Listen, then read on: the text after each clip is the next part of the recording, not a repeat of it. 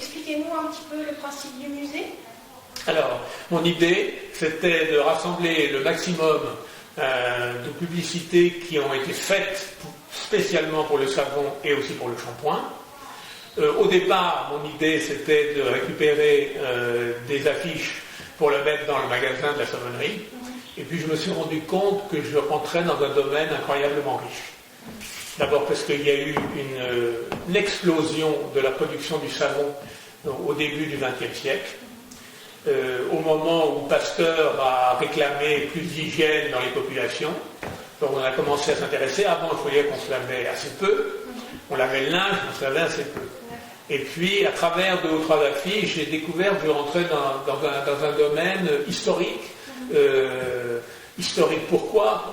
Parce qu'il y a eu un grand siècle du savon qui a commencé en 1860, s'est terminé en gros en 1960. Pourquoi ? Parce qu'avant 1800, on se lavait peu, et après 1960, eh bien, le savon n'était plus qu'un article de base. Il y avait tellement d'autres produits à vanter que la publicité a commencé à s'en désintéresser un peu. On s'aperçoit qu'au début, le savon avait presque un côté médical.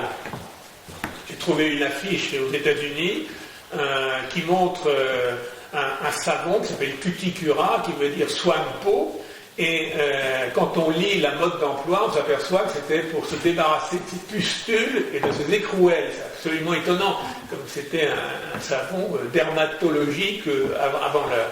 Et puis après, peu à peu, il y a un génie du Nord, un savonnier, qui a eu l'idée de faire pour la première fois un parfum dans le savon.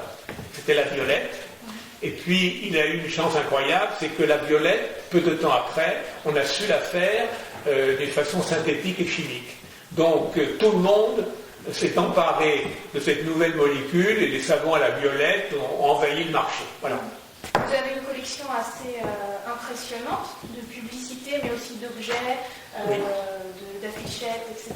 C'est des objets que vous avez, qui sont issus d'une collection privée, que vous avez chinée? Alors écoutez, c'est très étrange, j'achète beaucoup d'enchères, donc dans les salles de vente. J'ai maintenant mes pistes. Tout ça pour vous dire par exemple que je voyage pas mal. J'ai trouvé une affiche soviétique aux États-Unis chez un collectionneur russe. Bon, ça c'était évidemment une chance. Je tombe quelquefois sur des affiches dont personne n'a voulu, qui sont passionnantes parce que les gens ne connaissent pas l'histoire, ce qui me donne une chance folle parce que sans ça je n'y arriverai pas. Je peux vous dire une chose, c'est que les prix montent à des vitesses mais incroyables. Depuis 20 ans, j'ai commencé à ramasser, collectionner, à acheter, et maintenant je ne sais même plus si je pourrais le faire.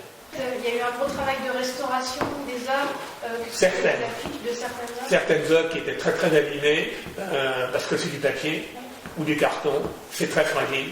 La dernière que j'ai trouvée qui n'est pas là parce qu'elle est en train d'être restaurée, elle était dans un grenier d'une maison que des gens ont achetée l'année dernière.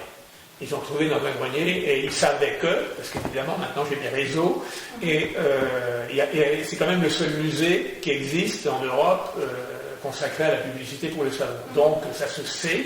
Un musée qui utilise toutes les techniques modernes, qui est oui. très ludique, qui est très interactif, on a des vidéos, oui.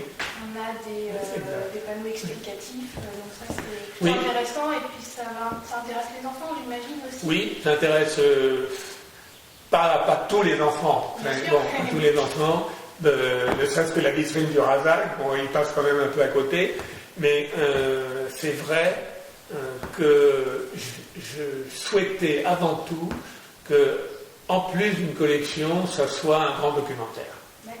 Parce que je pense qu'aujourd'hui, la culture demande, c'est la culture du net, je veux dire, vous obtenez très facilement une grande masse d'informations, et c'est ce que j'ai voulu faire. Donc il n'y a pas d'ordre, je n'ai pas choisi d'ordre chronologique pour le montrer, j'aurais pu le faire. Bon, mais chaque panneau a un thème. Puis vous rentrez dedans, vous rentrez pas dedans, mais si le thème vous intéresse, je pense que vous gardez toujours un détail, etc., qui vous donne envie d'en savoir plus.